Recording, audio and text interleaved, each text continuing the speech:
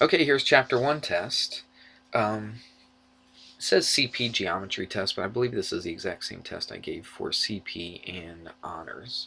So we'll just use this one. Alright, let's take a look. It says, what's another name for line M? And here's line M right here. And so remember, other ways to... Number 1 right here. Oops. I gotta change something. Sorry about that. Change that. Okay, let's try it again.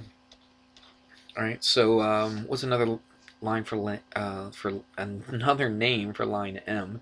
We're going to use 2 points. You could use TU. Now, if you use the line symbol, you could say UV. You could have any combination of 2 points on that line. Doesn't matter which direction. You could say TU or UT. You could say UV or VU. You could also use TV if you wanted to. TV. And it could go the other way as well, VT. Question says, what is another name for line M? You don't have to have all 3 of those, you could just have one of them. Okay, I would accept any one of these. I would have also accepted it if it went the other direction, like I said, UT, VU, or VT. Alright, that was easy enough. Number 2, name 3 points on plane B. This right here is plane B. So I've got either point T, that's a point on plane B, point U, and point V. My V's and U's are kind of looking the same. Now you don't have to have all these points. It just said, well, actually it says name 3 points. So that would be good right there. But you could also have point R in there if you wanted to, as one of your combination of 3 points. You could also have point S, which is right there.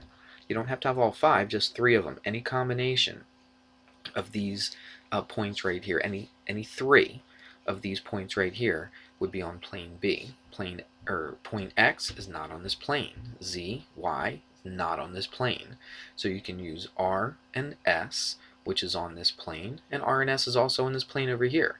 But we're talking about plane B. R is on this plane, S is T, U, V. Any of those points, you just need 3 of them.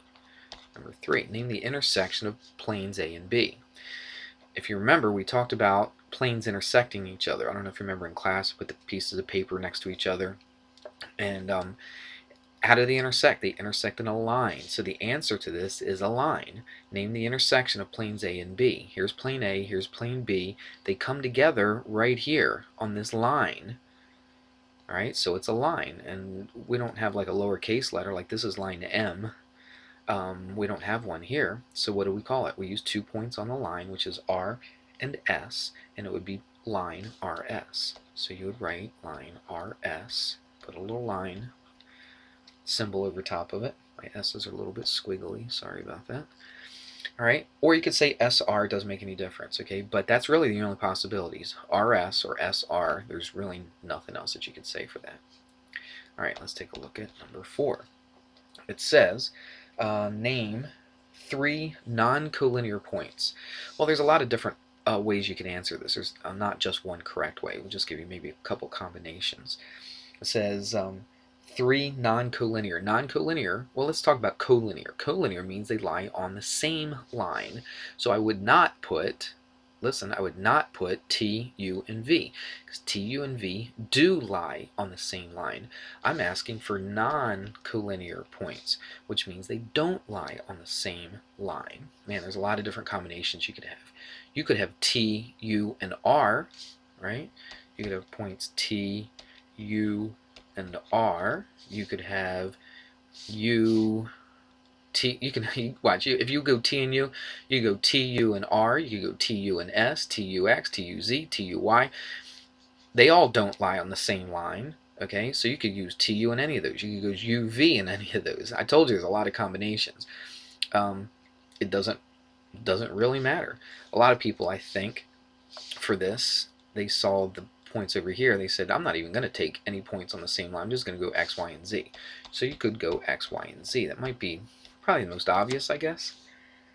But there's a ton of different combinations. I'm not going to bother writing them all down. So there you go. That's 1 through 4. All right, let's look at this one. It says, find the length of line segment LO. Excuse me, if O is between points L and M. So, now, you might have trouble visualizing that. So if you do have trouble visualizing it, just draw yourself a little line segment. It says find the length of LO. So we'll call this L. Let's see, find the length of LO if O is between points L and M. So here's L and M. It says O is in between. It doesn't have to be halfway between, okay? It just has to be somewhere in between. I'm going to put it a little closer to O. It doesn't, or to L. It doesn't make any difference. Again, it says find the length of LO if O is between L and M. So L and M have to be on the outside of O. Alright, it says LM is 18.6, so LM, this whole thing, is 18.6, and OM, from here to here, is 12.9. Alright, and the question says find the length of LO. We're looking for that little bit right here. Well, if you take a look at it after drawing it, looking at it, actually kind of makes sense, I think, don't you? Take the whole thing, and you got this part of it right here, and we want to find LO. So what do? You just subtract this from this. So you just go 18.6 minus 12.9, and that comes out to 5.7. That's it. So that's what LO is. So that right there would be 5.7, because if you add those two up, it would be 18.6, where you take that away from 18.6. Okay? Alright, number 6 is very close to what we just finished doing. It just got a little bit more algebra. The other one is just basic arithmetic, but this has got a little bit of algebra. It says find the length of DE. Here's DE. Now again, look what they tell you. They kind of tell you DE. It's 3x plus 5, and they kind of tell you EF, which is 5x minus 13. And they tell you the whole length of it, which is 24. So that means this segment and this segment add up to be the whole entire thing. So we're taking our geometry, we're turning it into an algebra equation. So you add those two together, and that equals the whole thing. So let's come over here and add them together. So it's 3x plus 5. That's the first segment, and you add it to the second one, which is 5x minus 13, and that equals the whole thing, which is 24. And now we have to solve for x. Now when we solve for x, we're not finished because we have to find DE. So once I solve for x, I got to take that x and put it back into this little, not equation, but into this 3x plus 5. Okay? So let's do this. Let's solve for x. Let's add some like terms. So 3x plus 5x is 8x. 5 minus 13, that's negative 8, and that equals 24. Add an 8 to both sides, and that's 32. So 8x equals 32. Divide both sides by 8, and x is 4. A lot of people would be tempted to say that that's our answer. It's not our answer, because look what the question says. It says find the length of line segment DE. So here's line segment DE, 3x plus 5. So it's 3 times x, which we just found, which is 4, plus 5. So I've got to figure out what that is. Well, that's 12 plus 5 is 17. And so our answer for DE is 17. Alright, let's take a look at number 7. It says a triangle has an area. So in this chapter we talked about the area of a triangle. Let's write that down. The area, I'll put a little T right there for triangle. The area of a triangle is, you could write it a couple ways. Base times height divided by 2, or you could write it 1/2 the base times the height. Whichever one you're comfortable with, I don't care actually. I'll probably use this one. So let's see what it says. So it says the area is 24 square meters. So let's write that down. So the area is 24. I won't put the square meters, we'll just say it's 24. It says the base, so let's put B for base, is 2 meters longer than the height. The base is 2 longer than the height, so that means it's h plus 2. Alright, so we know our base is 2 more than the height. And what is the length of the base of the triangle? So what we have to do is use our little formula and then solve for B. I don't know exactly what B is right now, it's the height plus 2. So what I'm going to do is I'm going to use my formula. I'm going to use this one right here. Alright, and then plug the stuff in. I don't even have to draw this thing out. All I got to do is know my formula. So look what I know. I know the area is 24, so I'm going to write 24 equals, now watch, it's base times height. What is the base? Well, I don't want to write just B for base and H for height because I won't be able to solve for it because I only have one equation. I got two variables. So what I'm going to do, instead of writing base, I'll write h plus 2. So that's my base. Okay, so that's my base times my height, and I'll just use h for height and divide that by 2. And now what I have to do is solve for h. Once I solve for h, you look at this and you say, well, that's not what they ask. They say, what is the length of the base? I want to find the base. Well, if I know what h is, I just add 2, and I got the base. So let's find h right here. I think the easiest way to do this is to multiply both sides by 2. So multiply this side by 2, multiply that side by 2. So I've got 48 equals, what do I do here? Let's see. I'm going to have to multiply this through distributive property. Little algebra here. It's algebra 1 stuff, shouldn't be that bad. So it's h squared plus 2h, and that equals 48. What do we do here? Well, this goes back to algebra 1 as well. Not sure if you remember all this algebra or not, but let's see.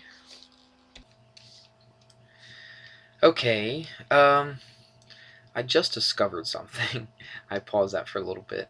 On the CP geometry test, this is different than the honors test, and this is not even the test that I gave you. Part of it is, about the first half of it is, but then I started changing it down in here because some of these questions are a little bit tough for CP. Let me just finish this real quick, and then I'll put the right test up there. So this is what you would have to do. You go h squared plus 2h. I'd put this 48 over on the other side, minus 48 equals 0. Then I would factor this. Alright, and then I've got an h here and an h here. Then this would be plus 8 minus 6 because it multiplies to be negative 48 and adds up to be 2. So I would go h plus 8 equals 0, h minus 6 equals 0. H equals negative 8, h equals positive 6. And that's what h is. So the height would be 6. But we're trying to find the base. So the base is 6 plus 2, which is 8. And that would be the answer. Now, for the CP kids, that will absolutely not be on your test, so don't worry about that. I just did that for fun. I guess. I just didn't realize it because I was looking through it and I was like, that's probably a little too tough for the CP. So then I looked back on it and sure enough, there was another test. I revised this a little bit. So maybe I can find it in my files. If not, we'll, I do have one copy of the test that I gave you. Sorry about that. Anyway, let's move on, see if I can find the right test. Okay, I think we're straightened out now. Let's go back to number 7. I did change problems around a little bit, so let's take a look at it. This one's a little easier. It says a square has a side length of 3.7 feet. What's the area of a square? So, if you had a square, let's put a square up here,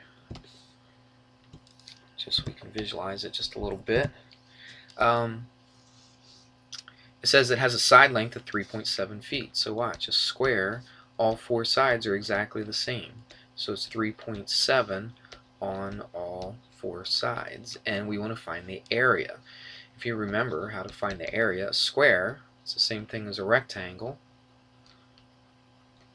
Alright, so it's just the length times the width. So it's the length times the width, or sometimes we say the base times the height. So basically it's just a matter of taking 3.7 times 3.7. So the area is 3.7 times 3.7. And you throw that into a calculator and you get about 13.69. Okay, so that's what will come out on your calculator. That's what it says. It says what's the area of it, and that's all you got to do. That's how you find the area of a square. Okay, now we're going to do distance formula. Number 8 says find the distance between these 2 points. So I've got -5, -1.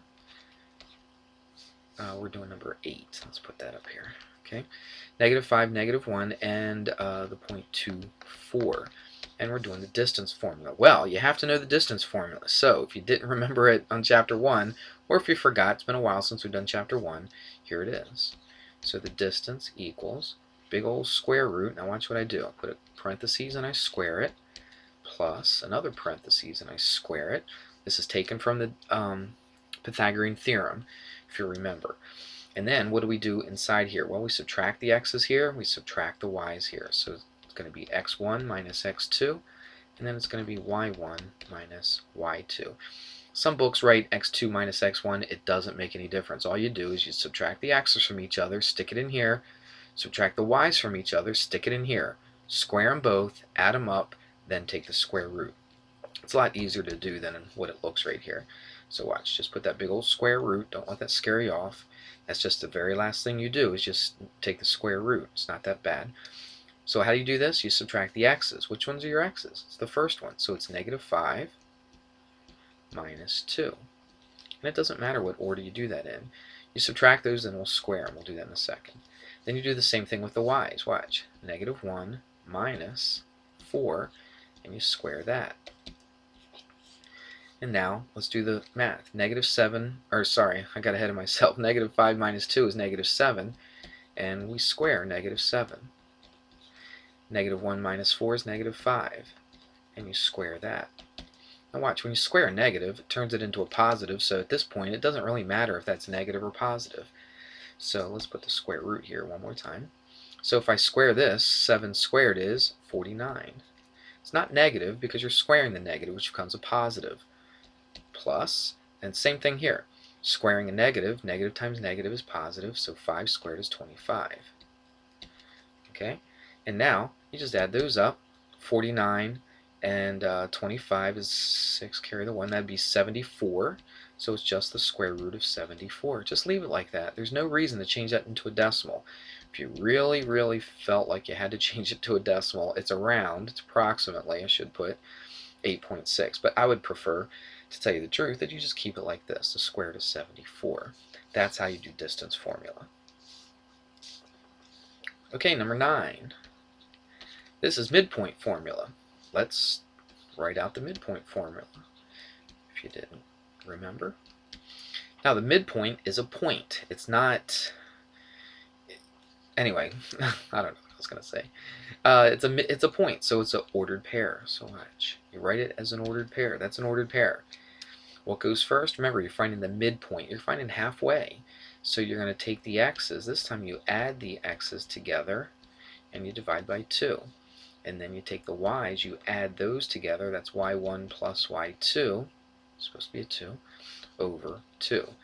So it's a formula, which is, I should say, it's a midpoint. It's a midpoint. So it's a point. It's an ordered pair. So you just take the x's, you add them up, divide by 2, comma. You take the y's, you add those up, divide by 2. You're going to come out to a point, a midpoint. So let's put some numbers in here. What do we got? We got 2, 4, and let's see, 5, negative 3. And you want to find the midpoint between these 2 points right here. So let's do it. What do? You just add up the x's. So let's write it all out. Let's not do anything in our head. 2 plus 5, and then divide by 2, comma. Remember, this is an ordered pair, so it's in parentheses, and you got a comma in between. And now you just add the y's and divide by 2. So it's 4 plus negative 3. 4 plus negative 3 divided by 2. Watch how easy this is. 2 plus 5 is 7 over 2 is just 7 over 2. You don't need to change it into a mixed number. You don't need to put it into a calculator. Just keep it 7 over 2. And then right here, 4 plus negative 3 is the same as 4 minus 3, which is 1 over 2. And you're done right there. Don't change them into decimals, just keep it exactly like that. Don't add them up, don't subtract them. It's an ordered pair. Your answer for midpoint should be an ordered pair. Parentheses with a comma. Don't have an answer for midpoint. It's just like one regular number, the square root of something, okay? Because it's easy to get confused between the midpoint and the distance formula. Review the distance formula, that was number 8. Review the midpoint, that's number 9. Okay, number 10 is a little bit tougher. It's midpoint formula again, but they don't just give you 2 points and ask for the midpoint. This time they actually give you the midpoint, and you want to find one, and they give you the midpoint and an endpoint. They want to find one of the other endpoints. See what I'm talking about? I'll tell you what, let's write my formula down one more time, just so we have it. We can refer back to it. Alright. Doesn't take too long. Alright, look at number 10. It says find the coordinates of point Q if point P is the midpoint of NQ. So watch what we got. We got NQ. We got N and we've got Q. Alright? Actually, let's just move this over there. Let's move this right there. Okay, so there's NQ. And it says find the coordinates of point Q if P is the midpoint. So P would be right here, smack in the middle. Alright? That's what we're trying to do. Now, this is going to be slanted. It's not exactly like this, but what do? It says find the coordinates of point Q. So we're looking for one coordinate if P is the midpoint of NQ, and they tell you what N is. So they tell you this point, and they tell you this point. We're trying to find the other point. We don't have to graph this, right? But what we're going to do is write down the stuff. So let's see what we got. It says find the coordinates of point Q. So I'm trying to find point Q. Don't know what it is. I'll call it XY since I don't know what it is. If P, which is 3, 2, is the midpoint. So let's write down this. The midpoint, okay, is 3, 2. It's supposed to be a comma. Alright, so I don't know this. I do know this. I know the midpoint. When N is 5, 3. So N is my other endpoint, and that's 5, 3. Let's get rid of all this. Whoops.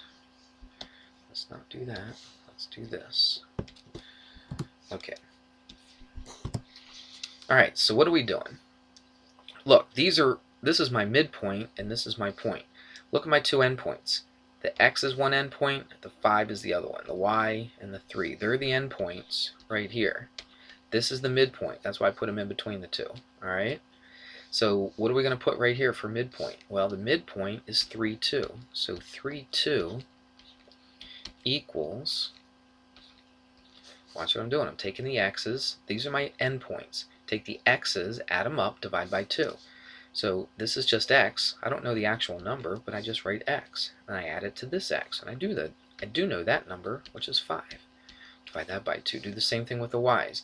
Y plus what? 3. Alright, those are my Y values. It just happens I don't know this number. Okay, in number 9 I knew the number, but this one I don't.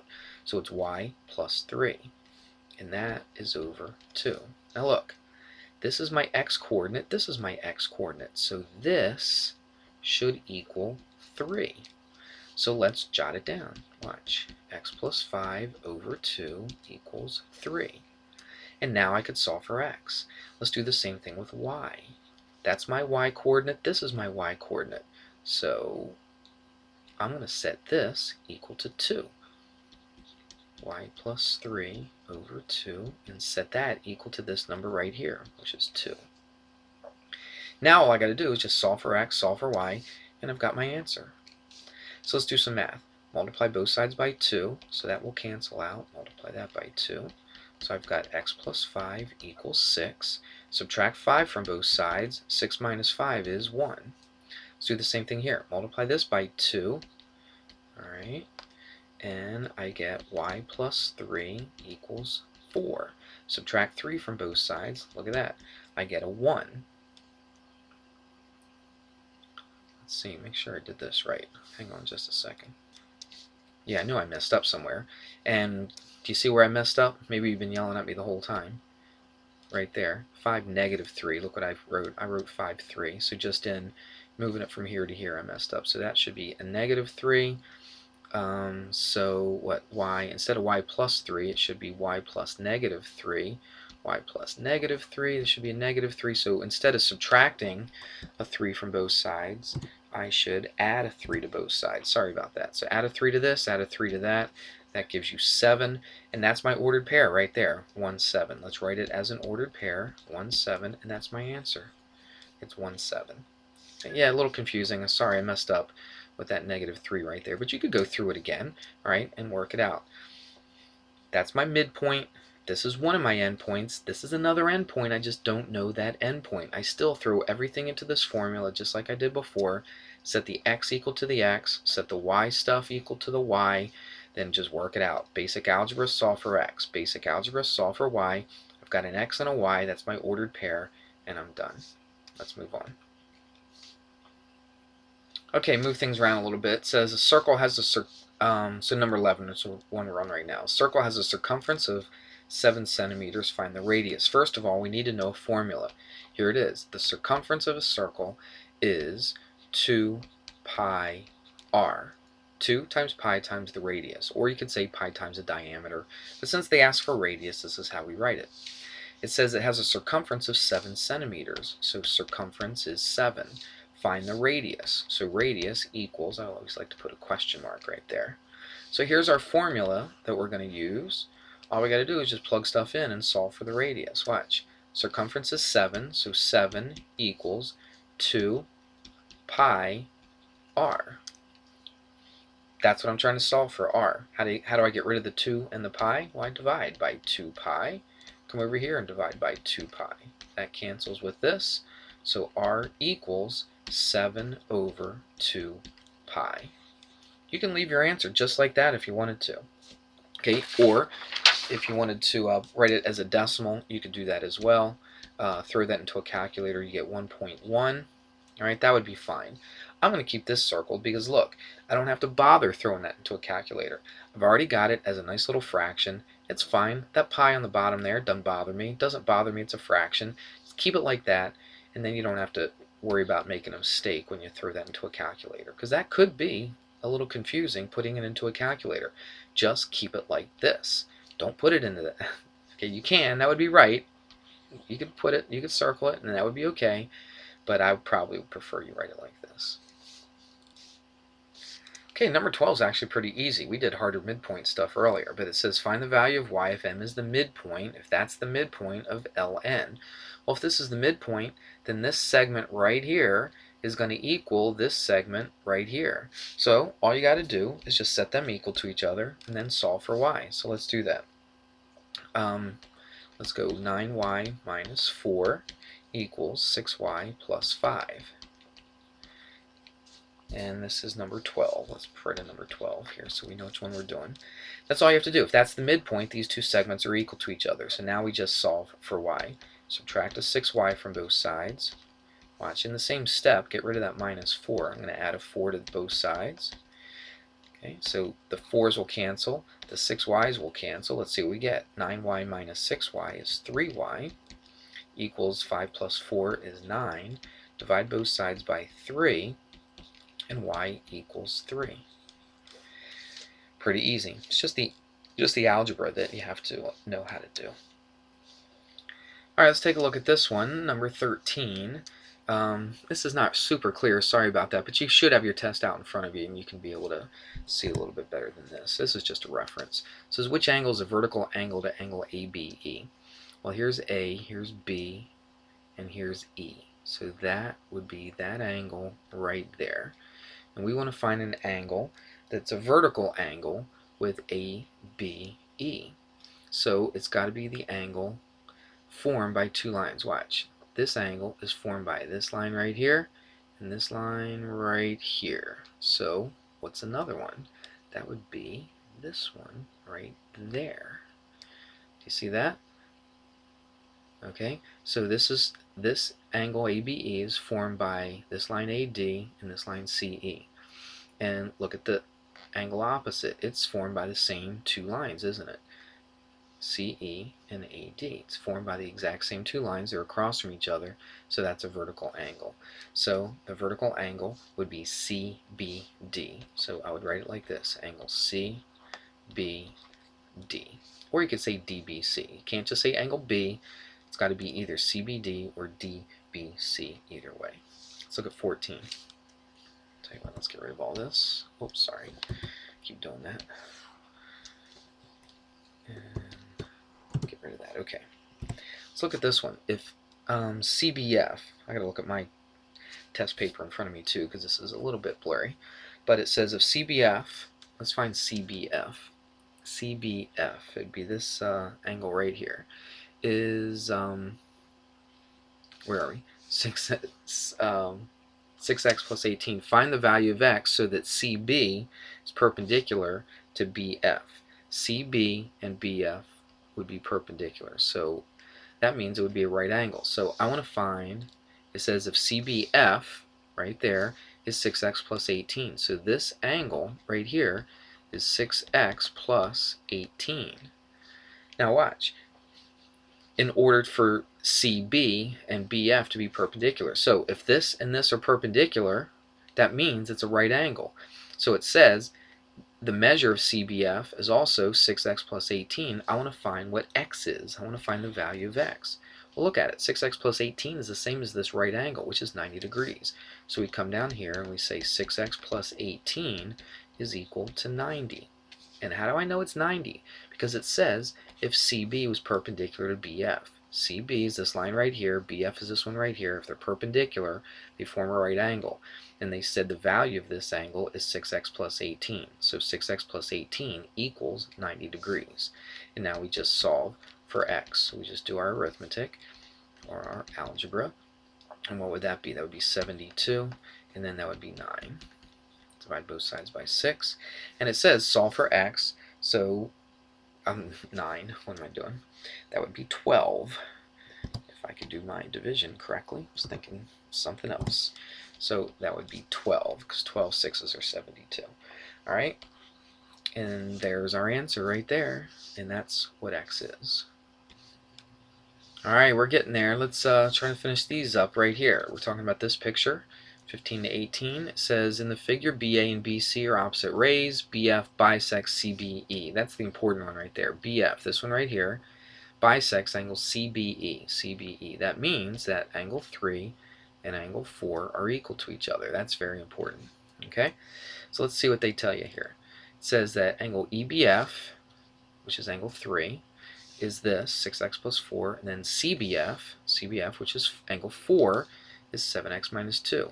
Well, what's true about angle 3 and angle 4? We just got done saying it.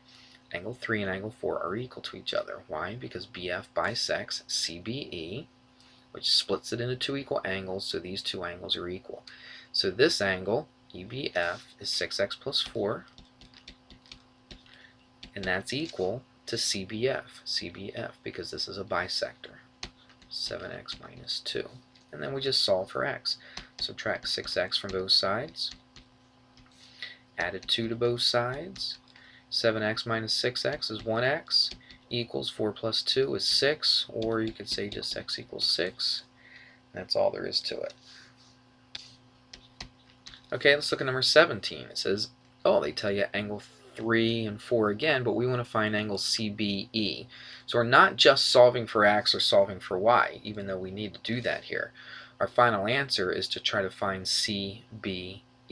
So first of all, look, they tell you angle 3 and they tell you angle 4.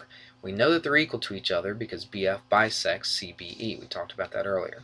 So we're going to set these equal to each other and solve for y. So let's see, we've got set them equal to each other. I'm going to put the bigger one on the left, the y. So it's 8y. It's kind of hard to see here, but it's minus 14 equals 6y plus 2. Alright, so now we can go ahead and solve for y. So we subtract, I'll do this in my head. Subtract 6y from both sides, we get a 2y. Add a 14 to both sides, we get a 16. Solve for y, and we get 8. But don't think we're finished yet, because it says find angle CBE. CBE, that means this whole thing right here. Which means, let's find one of the angles, and we'll add it to itself, right? Because they're the same angle. And then we'll get the whole CBE. So let's take either one of these, it doesn't matter. Let's take the 6y plus 2. So 6 times y, which is 8, plus 2. 6 eighths are 48, plus 2 is 50. So that means that this angle right here, yeah, 6y, angle 3, is 50 degrees. Well, angle 3 and 4 are equal to each other, so if this is 50, then that's 50. Well, what's this? Angle CBE. CBE is going to be 100, because that's that whole angle right there. So angle CBE is equal to 100 degrees. And that's what you want to do. Okay, number 18. On this one it says angle 1 and angle 2 are equal to each other. So I can mark that equal to that. And it says if angle ABE is 100 degrees, let's find it. ABE. That means this whole thing is 100 degrees. It says find DBE. DBE. So basically we're finding angle 2 is what we're finding. Now look, if they're equal to each other, look, angle 1 plus angle 2 are exactly the same. If they both add up to 100, we hardly have to write anything down. We can do that in our head, couldn't we? So we just say it's 100 divided by 2, which is 50 degrees. And so angle, let's write the answer down, angle DBE is 50 degrees. That wasn't that bad at all. Alright, we're almost finished. Let's do this. Let's talk about the supplement of an angle. Remember we talked about this? If I had, let's say, a line right here and a line going like this. And let's say, I don't know, let's say that's 30 degrees. And if I said, okay, what's the supplement of this angle? Well, that means it's the two angles add up to 180. So if this is 30, how did I find this angle right here? Well, I took 180 minus 30, which is 150. So that angle, the supplement of this angle, is going to be 150. Well, what if I didn't know it was 30 degrees? Let's get rid of that. Let's get rid of this. What if I didn't know it was 30 degrees? What if I knew it was x degrees? Well, how would you find the supplement of the angle if this was x degrees? You'd do it the same way, but instead of saying 100 minus 30, you would just say 100 minus x, and that's all you could say for that. So the supplement of any unknown angle is just 180 minus x. So when you see a word problem that talks about the supplement of an angle, you always put 180 minus x in for that little phrase. So let's see number 19. If a supplement of an angle, so I'm going to write that down. It said supplement of an angle, so I'm writing 180 minus x. Has a measure, so that's the measure, or has a measure of, equals 78 less than the measure of the angle.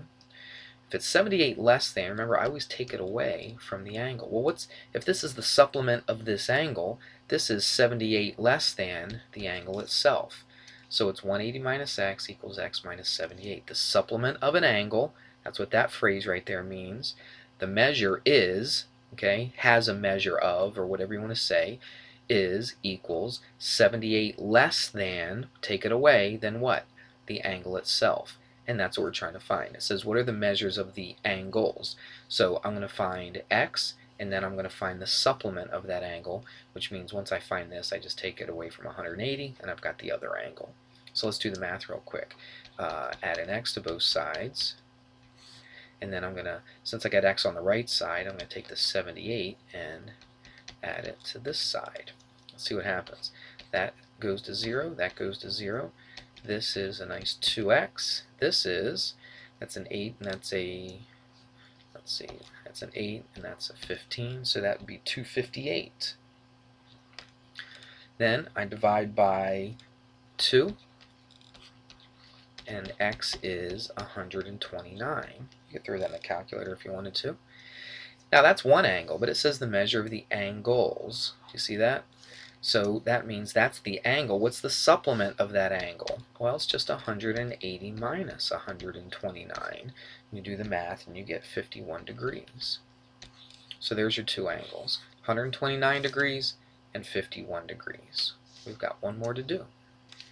This is pretty straightforward because look, I give you the formula for this, so that makes it kind of easy, and I tell you everything you need to put into it. It says find the surface area.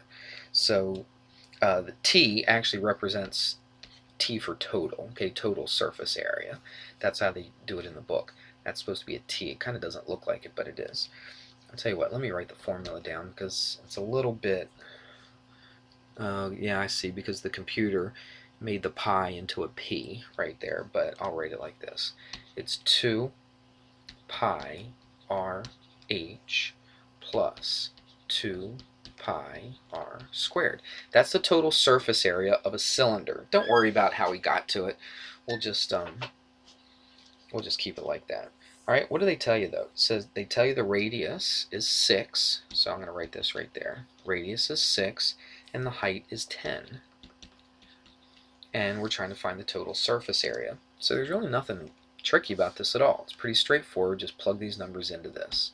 So T equals, it's 2 pi times r times h. Well, r was 6 and h is 10, plus 2 pi, don't write 3.14 for this, okay?